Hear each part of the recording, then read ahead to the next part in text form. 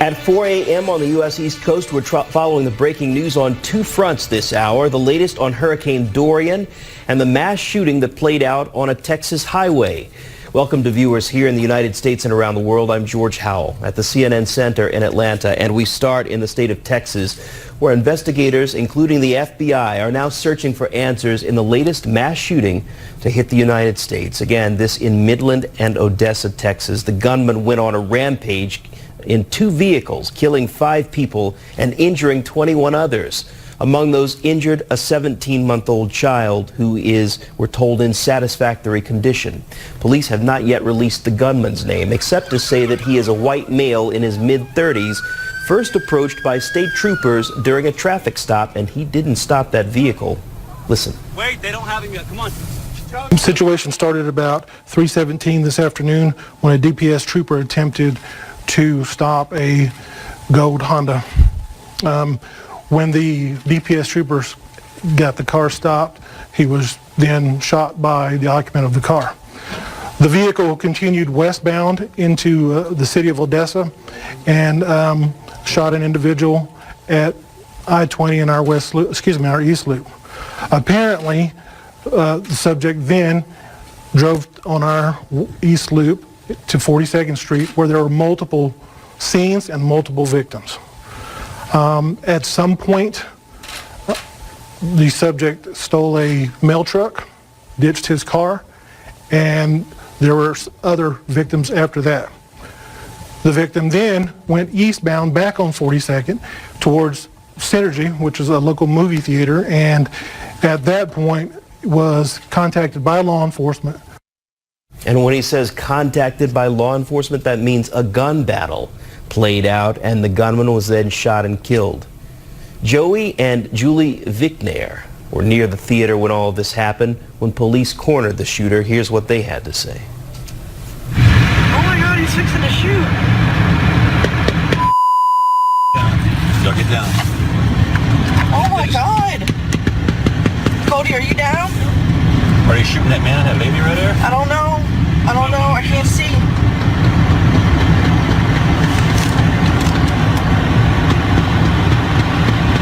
Oh my God. I think they... Take a look at the map here. You can understand why nerves are so raw. This happening in Midland and Odessa, Texas. That is just 4 weeks ago, less than 300 miles away. That's when another mass shooting happened in El Paso, Texas. The gunman there killing 22 people.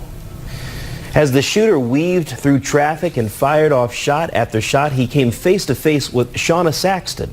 The grandmother was in the car with her husband and grandson, and when she heard those shots and she saw the shooter and his gun, she went into action. I'm like, did that car just backfire? And he was like confused because it didn't really sound like a car backfiring. And oh God. Okay. I looked over my shoulder to left, and the gold car pulled up, and the man was there, and he had a very large gun, and it was pointing at me. And in that moment, the only thing I could think about was driving away really fast. But there were 2 cars in front of me. I started honking my horn. I started swerving, just trying to. And we got a little ahead of him. And then, for whatever reason, the cars in front of us kind of parted a little, and I aggressively made my way away from the gold car. And right when I did that, I heard 3 more pops, 3 more shots, just right there. And the thing is that if I had not looked over my shoulder, I wouldn't have seen it and I wouldn't have reacted. At the moment, I was just really running for my life, and we came back home, and all this time we're trying to process what this guy was doing, and then we find out that it was a random shooter, and we got really lucky today. With more on this, we have Republican Texas State Senator Kel Seliger, whose district includes Midland and Odessa. Thank you again for taking time with us. It's quite all right. It's good to join you. Look, there was a great deal of confusion about what was happening, and so many people who found themselves caught up in this chaos, randomly becoming victims of gun violence. This happening just 4 weeks after the massacre in El Paso. Texas is my home state, too, and I have to tell you, when you think about the families affected here, this is heartbreaking to watch. Any loss like this is heartbreaking. But in addition to the great loss and the threat to police officers and those families is the fact that this was different, and it was kind of a moving gun battle. And so many more people were endangered, and it made the situation very fluid. It made it tough for the police to know just when it had come to an end and what more there was to do. For a while, people thought there were two shooters because of the fluid nature of the situation. So in addition to it being very tragic, it was also a pretty complex situation. It is different than we've seen in other mass shootings like this. Look, the Texas state governor, Greg Abbott, had this to say about it. I'll raise the quote here. He says, "I thank the first responders who have acted swiftly and admirably under pressure. And I want to remind all Texans that we will not allow the Lone Star State to be overrun by hatred and violence." Goes on to say, "We will unite as Texans always do to respond to this tragedy." In this case, again, the governor raising the bravery of these first responders who took this man on, even cornering him to kill him. Yeah, it's what we expect of the Department of Public Safety, the police departments in Midland and Odessa. They're very well trained. They have ongoing training now to address active shooter situations, and they did what they were trained to do. The problem is that we have 3 of them seriously wounded right now, and that's sort of the dark side of police work, because it includes that kind of risk. Are you hearing anything new about possible motive? I know this is very early, but from law enforcement, is there anything new coming out of this? There's nothing new at this point, because the Texas Rangers and the FBI will not engage in public conjecture. Was this individual acting alone? If not acting alone, did anybody else know that this was contemplated? Was this just the reaction to a traffic stop? Or was there more to it? And what about in social media? Is there something there that somebody should have seen as a warning sign? There are just so many questions to be answered. And until they really know something concrete, I don't think law enforcement is going to say an awful lot, but they're going to know more in the morning. Senator, of course, this raises the question about gun laws. Should they be tightened, or, as Governor Abbott has done, should they be loosened by signing several new laws making it easier to carry or obtain a firearm? The National Rifle Association noted this back in June. Governor Abbott, it says, signed 10 pro-Second Amendment bills into law, adding that he signed all of the NRA-supported legislation which the Texas legislature sent him during the 2019 session. Goes on to say thank you to pro-Second Amendment leaders and lawmakers in the House and Senate for their work to ensure passage of these measures. So again, the question here is the answer, Senator, more guns out there? Or does it make lawmakers reconsider when they see things like this? There is no simple answer, because the problems we had today weren't simply caused by the presence of guns in our community. It's why the governor has impaneled a commission on public safety to look at situations like this and answer questions. What are the root causes? And how can we address them long before it comes to violent instances like the one that happened today?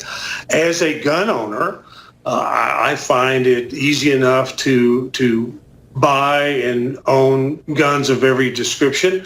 I don't know that that's necessarily the answer, but we need to understand all the options and all the things that we need to do to address situations like this. Senator, we appreciate your time, and of course our hearts go out to the people there in your area. Well, thank you. We will pull together as West Texans have always done.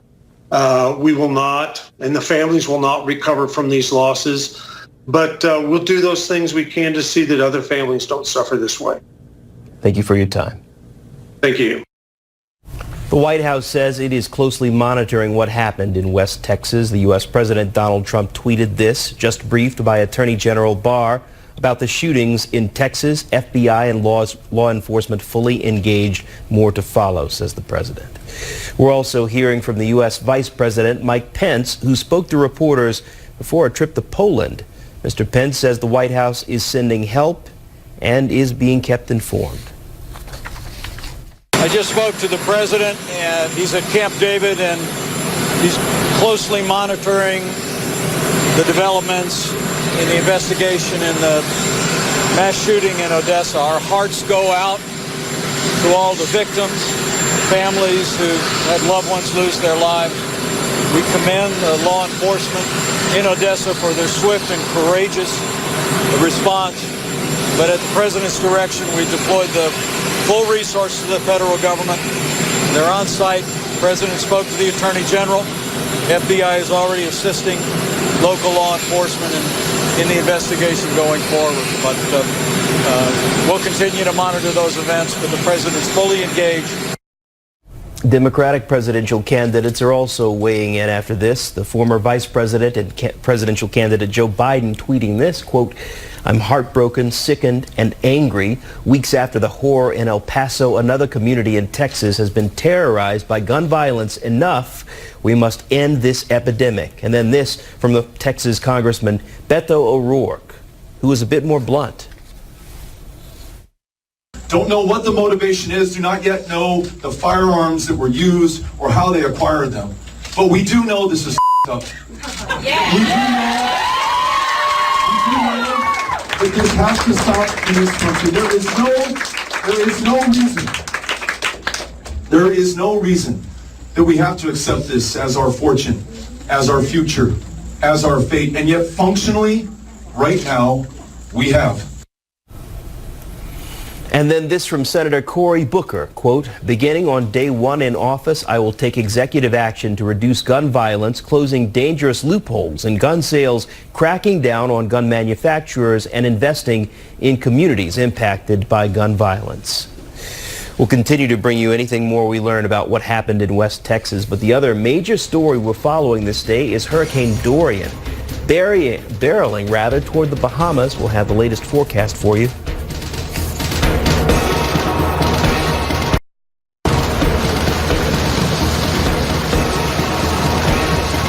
The islands of the northern Bahamas are about to experience one of the worst hurricanes in years. This storm surge could be 15 feet. That's about 5 meters high or even higher. And to add to that, several hours of punishing winds and heavy rains from that major storm that you see there. It's still unclear exactly where Dorian will make landfall, if it will make landfall in the United States, but emergency crews are ready for whatever comes. Even if it does not make landfall in the U.S., experts warn that the slow-moving storm may cause a great deal of widespread flooding and misery along the East Coast. More than 70,000 people who live in the Bahamas are in the direct path of Dorian. Many people there are doing the best they can to get ready. They're filling sandbags and boarding up windows. Officials urged everyone to take refuge in storm shelters, and they warned what will happen if they don't. Some, of course, who refuse to leave, but we made it clear to them that if this coming out of Category 4, there's only a window of opportunity of assistance. The police and will not be coming for you in the middle of a hurricane. You will have to hunker down. If your head is hard and stubborn and you will not move, you'll have to hunker down after a certain time because nobody will be rendering assistance to you. Karen, couldn't be more blunt or clear a message there. I think that was very clear, very clear. And I'm glad that she put it that way because the conditions that we're expecting here are sustained, maybe for as long as 2 days or somewhere between 24, 36 hours, possibly a little longer. But this is so powerful. It's a Category 4 hurricane. And the hurricane hunters have investigated this. They've seen some higher wind gusts. And we don't see the numbers really changing with this. But this has the potential for quite a catastrophic event. Take a look at this. This is one of the outer bands that just kind of moved across the Abacos. You can see kind of this cluster right here, and as it drifts towards the south, the southwestern edge is looking a little ragged to the hurricane, but still very powerful. From about Freeport all the way over to the mainland in the east coast of Florida, generally in the vicinity of West Palm Beach, it's roughly 90 or something less than 100 miles. So it's going to take a couple of days to get through the Bahamas and then start to make that turn more towards the northwest. Will it make landfall across the Florida Peninsula? We just don't know. I wish we could say definitively one way or the other. And by the way, what is landfall? Well, that means when half of the eye is actually on shore. But you're going to see probably some of the outer bands, at least tropical storm force winds along some of these Treasure Coast, maybe the Space Coast. You'll see a rip current. You'll see bands of heavy showers probably, definitely. Going to see the winds pick up here, so not a good time for boaters or people on vacation with these 150-mile-per-hour winds. As I mentioned, not everybody's going to see hurricane force winds, but this is what we're looking at. Where you see the red, that's hurricane force. Then as you spread out, tropical storm force, but still could have great impact. You remember Matthew? Matthew was a Category 1 when it was languishing here along coastal South Carolina, North Carolina. This was 3 years ago. And it was devastating. They saw rainfall for days in inundated towns. One of those towns was Nichols, South Carolina. Lots of images coming from there that were devastating. So I'm glad Floridians have heeded the warning. The folks not just along the coast, but even inland with this very fragile territory. I hope you have heeded the advice in the Bahamas. I'm sure you have, because we have been sounding the alarm on Hurricane Dorian, Category 4, for days now. And then the computer models, they start to diverge. Some suggest a landfall, meaning the eye is more than halfway on land, and some are suggesting just a glancing blow. But George, even as we go in towards Thursday and Friday of this upcoming work week, then it's coastal Georgia, maybe Savannah, and then Beaufort and Kiowa, Hilton Head, Charleston, up the coast to Myrtle Beach, and then into Wilmington. Those are also areas that need to be on guard and pay attention.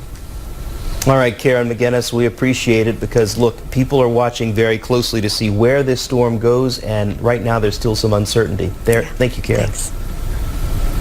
Joining now to talk more about what's happening with this storm is Chef Jose Andres. Chef Andres is in the Bahamas with his organization World Central Kitchen to help people there who will be going through this storm. Again, thank you for taking time with us.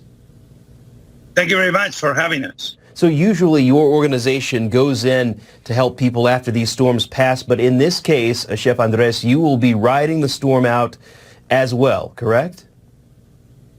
Yeah, here we are in Nassau, in the Bahamas. We were trying to get to Freeport, but the airport was closed around 2 p.m. today. So here we are making sure that we are coordinating with the government of the Bahamas, with the Prime Minister, and just gathering food and learning about everything we can learn about where we should arrive once the hurricane passes, in the north of Freeport and Abaco Island. So we are here ready, getting all the teams and all the volunteers ready to go in and feed anybody that may be in need of a plate of food. As your team gets to work, what exactly will you do in those hours after the storm, and how will you serve people? Listen, we are an organization that we are a lot about software, not so much about hardware. We are able to adapt. Our plan is very simple. Let's feed anybody that is hungry. We already have great partners in the Bahamas, like where we are right now, which is Atlantis, which is one of the great resorts. I have a restaurant here. Happens I have a restaurant here. But they're great partners. They only care right now about helping any person in the Bahamas that may need help. So they're giving us a lot of support. And what we do is simple. We already have many partners, obviously in Abaco, in the second biggest city, in Freeport. We already know where we're going to arrive. We already have assets like food. We know water. We are going to be bringing probably more food and water with us. And what we do is very simple. The government of Bahamas has many shelters in both islands in the north, and hopefully we'll go there and we'll support the people on those shelters and anybody else that may be in the island in need of food and water. That's what we do. That's who we are. We are many chefs, and that's what we do. We believe that just adapting and feeding one person at a time, one plate at a time, we can solve an issue.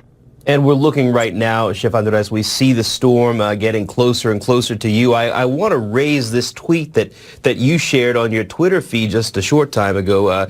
You say Hurricane Dorian threatens disaster in the Bahamas as tropical storm watches issued for coastal Florida. CNN with Sea Kitchen, we're here ready to support the Bahamas government with the help of Clinton Global, Bill Clinton leadership.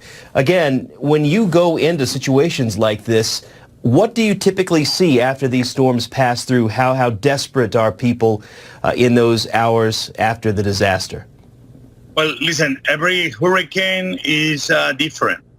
And this hurricane, it's going to be a long one. It's going to be a hurricane that we're going to be following for days. Already we've been following it almost for the last week.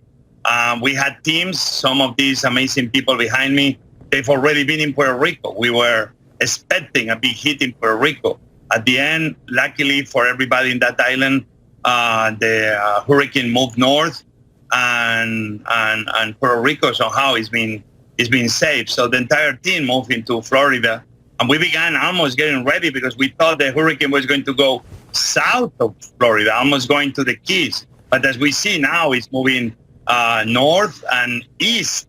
And so we had the entire teams in Florida just moving north and almost getting ready also to answer to South Carolina, North Carolina, and who knows, even north of that. But right now we felt that we had to be right here in the Bahamas, helping the great people of Bahamas. And that's what we do every time, just waiting, because sometimes the disaster is so big that even if the government prepare for everything, chaos happens. And what World Central Kitchen does very well is we adapt to chaos, and we are able to assist anybody that may be in need of food or water. That's what usually we do. We wait, but we keep moving non-stop. It is an interesting and important organization, the work that you do to go into these places and at scale help so many people. Chef Andres, we appreciate your time, wish you the best of luck riding this storm out, and certainly hoping for the best for all people there. Thank you. Thank you very much. So we're keeping an eye on Dorian for you. We'll let you know as we learn more about where it's going, but also this major breaking story out of West Texas. The FBI is there this hour. And breaking news. We're following two breaking news stories this day, the latest on Hurricane Dorian and another mass shooting in the state of Texas. Welcome to viewers here in the United States and around the world. I'm George Howell at the CNN Center in Atlanta. And we start in Texas, where police say they've identified the gunman who fired at random from his car while speeding on an interstate and highway. In all, 5 people were killed, 21 others injured. One of the youngest victims, a 17-month-old girl who's now listed in satisfactory condition. Here's how the shooting played out. After state troopers pulled over a gold Honda, the driver opened fire, sped away, and continued to shoot at other vehicles. Listen. Just driving around, normal day, and then I hear gunshots. There's at least 10 shots. Okay, I got one on my door and one went through, ricocheted right here through my wrist. Can't get it out yet because it's a piece of metal. That's where my legs normally are when I'm driving. I'm just thankful that both shots have missed me. That's all I'm thankful for. That's all I got to say, man. That's all I'm thankful for, that all I got is a scratch with a metal piece in me, and that's it, instead of a bullet hole. At one point, he ditched his car and stole a mail truck. The end came in the parking lot of a movie theater. After a shootout with police, the gunman was killed. The FBI has sent resources to Midland, Odessa, Texas to help with the investigation. A law enforcement official tells CNN those resources include forensic examiners who will help process the large crime scene there. Former FBI Deputy Director and CNN contributor Andrew McCabe has this to say. Each time you have one of these incredibly tragic incidents, you have the opportunity to mine it for all the intelligence you possibly can. And some of that is a focus on understanding what that person's progress or trajectory was leading up to the violent event. So we're constantly trying to figure out, are there signs or signals that people exhibit as they are moving down this path to radicalization or extremism in their thoughts and beliefs that ultimately lead to violence. So this will be one more opportunity to build out that entire timeline, that picture, that rich picture of this person's background and what they were saying, what they were thinking, what they were writing, what they were doing in the lead up to this event. And they will use that knowledge to try to be predictive in the way that we view potential future events. I think one of the things we've seen since the last two mass shootings is a lot more forward-leaning law enforcement activity. So you're seeing people around the country being arrested after exhibiting extremist or violent tendencies, people who are collecting firearms or explosive materials, things of that nature. There is no question that law enforcement is taking those sorts of threats and that sort of intelligence very seriously right now, which is a very good thing. There is no single thing that we can do to guarantee that we won't see another mass shooting in this country. But there are many things that we can do to the current legal regime that surrounds things like background checks and accessibility of firearms to folks. We have a system where we're trying to do the best we can, essentially under the weight of an enormous burden of firearms sales. So there is no doubt in my mind that the background check system that we currently work in could be strengthened. It could be more effective. It could be more efficient. That's going to take legislation. Whether or not Congress has the stomach and the political will to do that, I guess we'll have to see. Earlier, my colleague Ana Cabrera spoke to Julian Castro. The U.S. Democratic presidential candidate says this and every other mass shooting that we've seen in the United States shows it is far past time for gun control.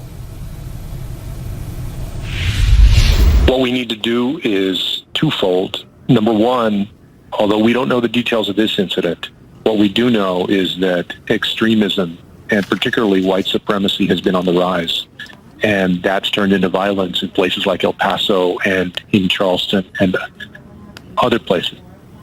So we need to give our Department of Justice, of Homeland Security, and our FBI the tools that they need to root out that extremism before it turns into violence. Secondly, we need common sense gun safety legislation, universal background checks, limiting the capacity of magazines, a renewed assault weapons ban. As your viewers know, the AR-15 especially has been, unfortunately, the weapon of choice of many of these shooters. Those are weapons of war, and they don't belong on the streets. In addition to that, we need to do things like institute a 7-day waiting period for the purchase of a firearm. And I would actually raise the excise tax on guns and on ammunition from 10% to 20%, and then use the $600 to $700 million that would garner in revenue every year to invest in gun violence prevention programs in local communities. We know what we have to do. The issue is who's going to have the political courage, the political will to do it. And I think Republicans and Democrats need to work together on this. That's true.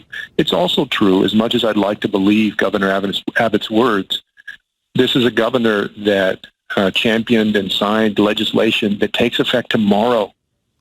8 new pieces of legislation that are going to make it easier for people to carry weapons in Texas.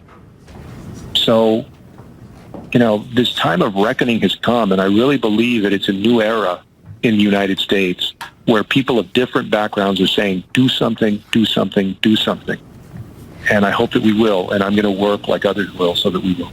So as you argue on gun control, and I'll quote directly from you, that it's possible to have common sense gun reform and still have the Second Amendment in place, what do you say to your fellow Texans who believe a moment like this is exactly why lawful gun owners should be allowed to keep them ready and in more public places? The answer is not more guns. Think about what happened in El Paso 3 weeks ago, for instance. You had a shooter that drove 10 hours to El Paso, knowing that he was going to go into a Walmart that had 2,000 or 3,000 people there in the state of Texas that has concealed carry, it has open carry, it allows campus carry.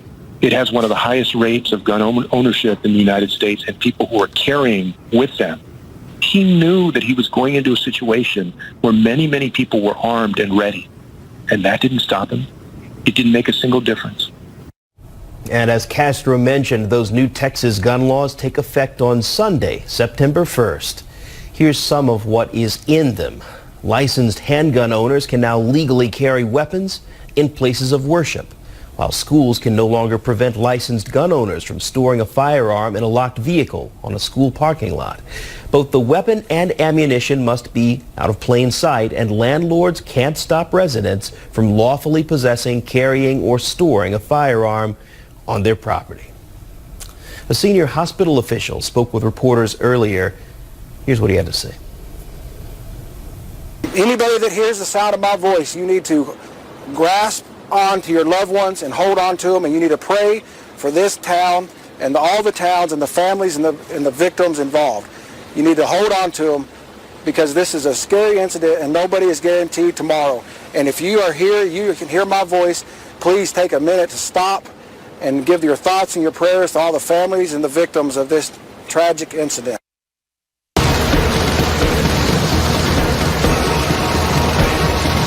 All right, now turning to the other major story we're following, the northern Bahamas are bracing for the imminent arrival of Hurricane Dorian. That storm extremely powerful, close to a Category 5 storm at this hour. It's forecast to stall over the Bahamas for at least 24 hours and bring a storm surge of up to 15 feet. That's 5 meters. After the Bahamas, the forecast is for Dorian to turn to the north and skirt up the U.S. East Coast line. There's still no clear idea of exactly when or if Dorian will make landfall in the United States, but coastal areas are being warned that it could be a prolonged and damaging event, even if Dorian stays over the Atlantic. The best estimate at this moment is that Dorian will turn north and not make a direct impact on Florida's Atlantic coast. Our Randy Kay is in West Palm Beach, not far from where President Trump's Mar-a-Lago resort is, and here's the report that she filed. Here in West Palm Beach, many folks are certainly breathing a sigh of relief, although they're not out of the woods yet with tropical storm force winds headed to this area, they believe. But certainly folks are out and about here at Two Drunken Goats, a very popular bar and restaurant in West Palm Beach. Folks are back to having a good time. General Manager Ryan Brady is here, and you're seeing an uptick in your customers returning. Yeah, I think people are starting to relax a little bit, being a little more optimistic. We're still cautious, still being, you don't want to drop your guard just yet, but think people are being a little more optimistic. Right. And if you were planning to shut down, and you would have brought these screens up and brought all the furniture in? Oh, yeah, we would have put all the screens up. We'd take down the lights that we got over here. We bring all the furniture inside, lock everything up, so. And you've been through hurricanes before. Oh, yeah. I've lived here since I was 14 years old, so I've seen Andrew was the first one I went through, so. So this is just the Florida way, right? You panic, you worry, and then hopefully it goes out to sea or somewhere else. Right, yeah. I mean, nobody wants it, but we're ready for it, so. Right. So you're cautiously optimistic right now that you're not going to get hit? Exactly, yeah. Okay. Exactly. You and the rest of certainly this area of South Florida, this area of West Palm Beach, as I said, breathing a sigh of relief, but also keeping their eyes wide open for Dorian if it comes this way. Reporting from West Palm Beach, Randy Kay, CNN. Back to you. Randy, thank you. The tension is raw in Hong Kong after a night of fire and tear gas, and now crowds of people are shutting down transportation links to the city's airport. Developments in Hong Kong this hour where protesters are blocking transport routes to the city's airport. Police are telling protesters who made it to the airport to leave immediately. They say they will soon conduct a dispersal operation. We're monitoring for any of that. These demonstrations follow some of the worst violence in Hong Kong's nearly 3-month-long protests.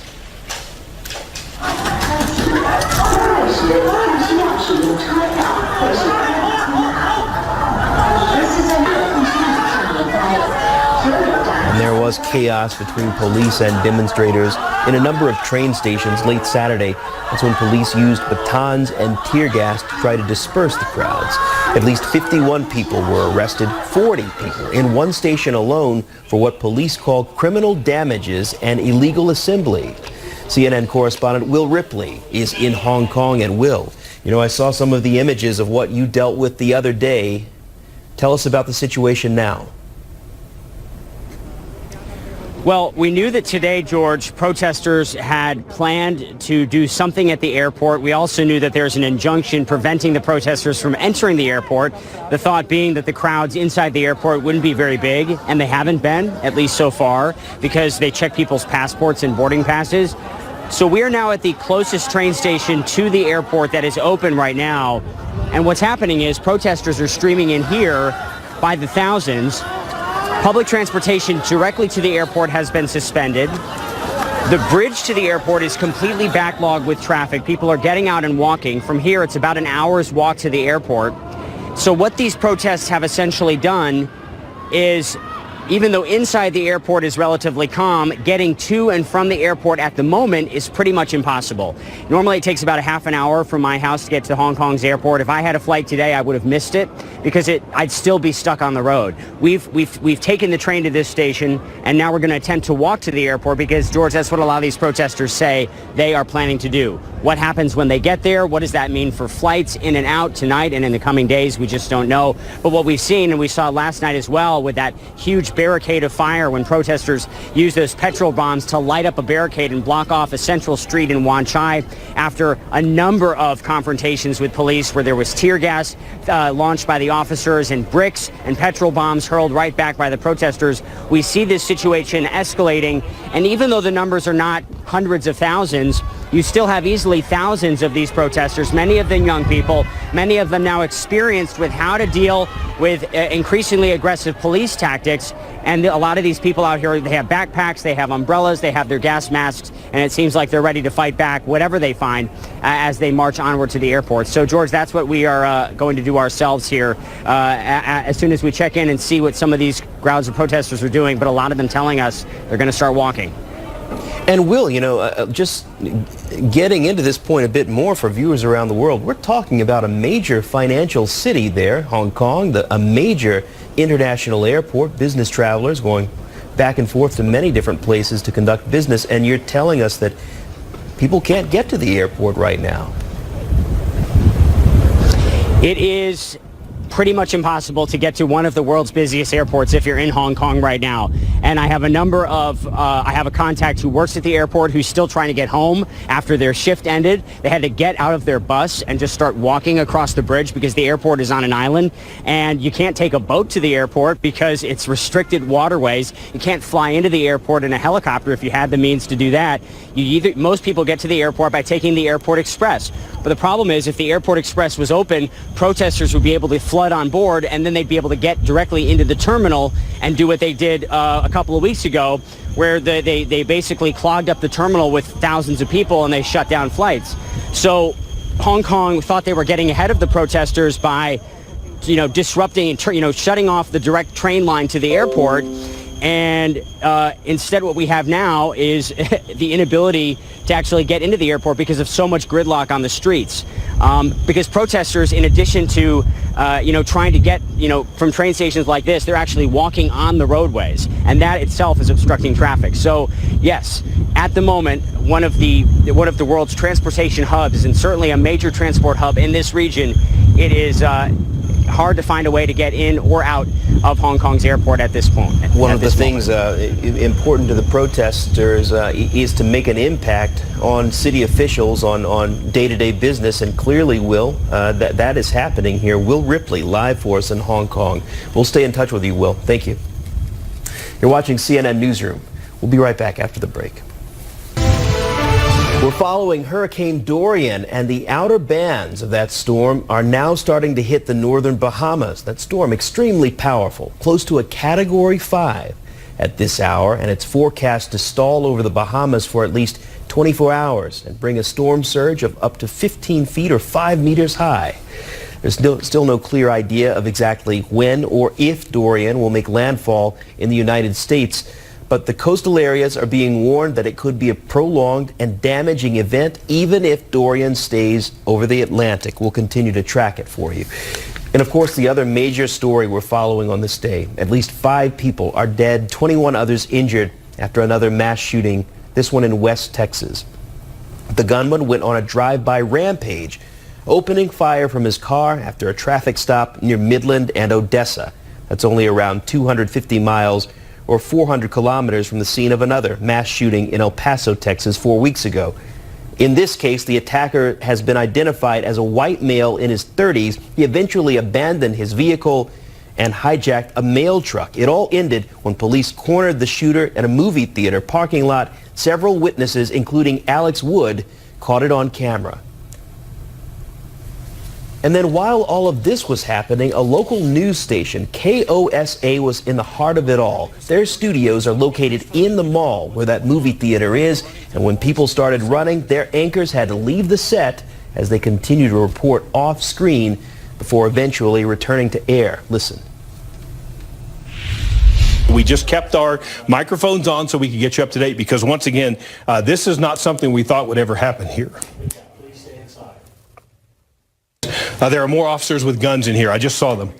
This is still active. I just saw 3 deputies coming by with guns drawn, so we don't know if perhaps someone is in here. Again, this is very active here in the mall, so I'm going to keep here. Let's see. I'm being told there's more information on the Midland Facebook, so let me go back to the Midland Police Department Facebook. Bear with me because we are trying to get all of the details that we can. Uh-oh. Okay, so we got to disappear. Hang on. We're going to keep our mics on so we can get you up to date. We're told to get out of here. Right, from the deadly shooting there in West Texas to Dorian in the Atlantic, that is the news this hour. I'm George Howell at the